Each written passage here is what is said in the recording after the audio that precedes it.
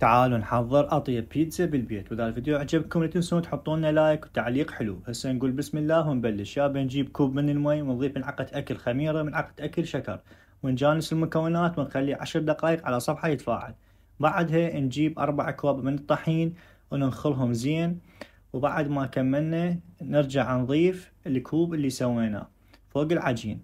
بعدها نضيف نص ملعقة ملح وملعقة أكل كاملة لبن، ونضيف ربع كوب زيت ونبدي نعجن مثل ما تشوفون بالفيديو إلى أن وصلنا لهاي النتيجة. بعدها ننعمها شوية بالزيت ونخليها تتخمر أقل شي ساعة. يابا بعد ما تركتها ساعة شوفوا لي العجينة شلون صارت. طبعا بعد ما سولف الفيديو هو اللي يسولف. وهاي العجينة تفيدكم للمعجنات تقدرون تستخدموها أو للبيتزا كيفكم. بعد هنا أنا سويتها جزئين، وراح أبدي أفتحها بهذا الشكل مثل ما تشوفون بالفيديو.